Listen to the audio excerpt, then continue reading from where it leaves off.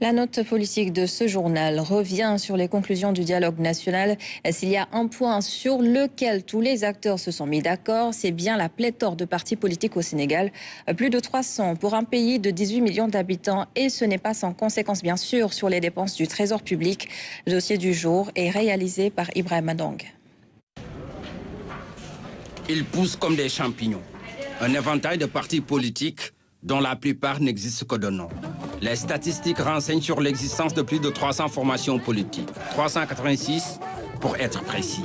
Conséquence, en cas d'élection, nombreux sont les partis qui se retrouvent avec des résultats insignifiants. Leur rationalisation, une nécessité, mais comment y parvenir? Respecter la Constitution qui garantit la liberté d'association, parce qu'il ne faut pas remettre en cause la liberté d'association. Le parti politique est d'abord une association, mais ensuite faire de telle sorte que les partis qui se créent quand même puissent être des partis sérieux. Mais il faut qu'on puisse réfléchir sur les modalités d'élection.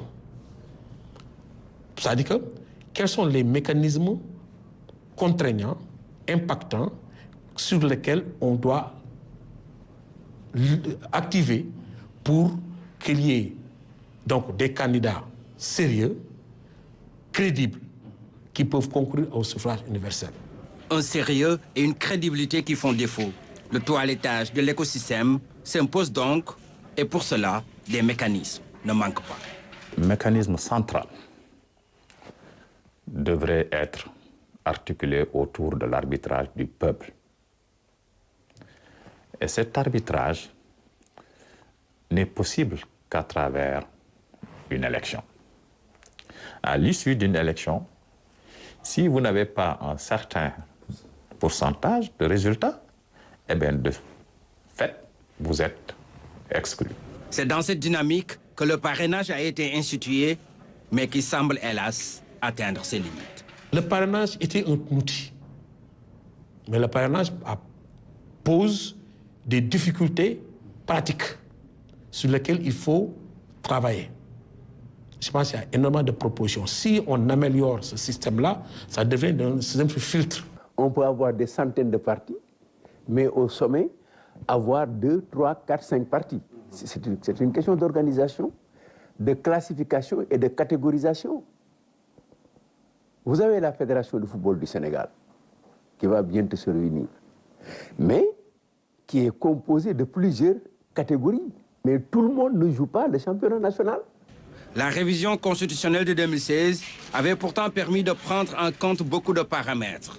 Mais la non-application de la loi fait défaut.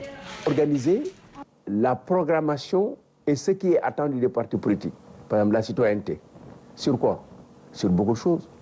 Sur le drapeau, l'hymne national, les biens publics, les autorités, l'autorité du président de la République, l'autorité ministérielle, l'autorité du magistrat, les forces de défense. Quel comportement du citoyen par rapport au rapport de défense? Quel comportement de forces de défense par rapport aux citoyens? Mais quels sont les partis qui sont en phase avec la loi? En tout cas, sur les 386, moins de 20 remplissent les conditions. Pourtant, la loi est claire.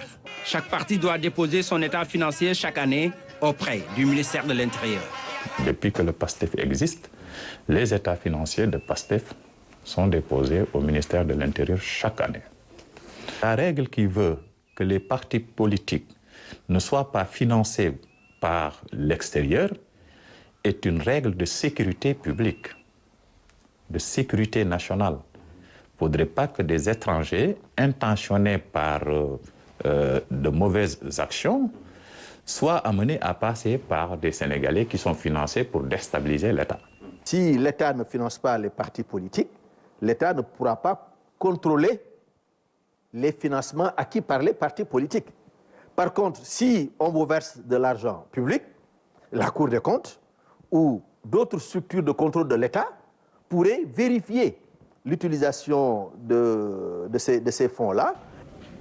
Parler des partis politiques sénégalais, c'est aussi convoquer l'histoire avec le parti unique qui a connu une évolution en 1974 pour donner naissance au PDS de Maître Abdoulaye Wade, avant d'aboutir au multipartisme intégral au début des années 80. Abdou Diouf, dès 1981, disait que Jaka Djangini mais après, les partis se sont démultipliés, véritablement, il faut le dire, en 2000. En 2000, puis en 2012. Aujourd'hui, il urge d'assainir l'écosystème politique sénégalais. Là-dessus, les conclusions issues du dialogue politique permettront de prendre les mesures qui s'imposent. L'objectif est de factoriser par LN de 1 tous les partis considérés comme poids plumes.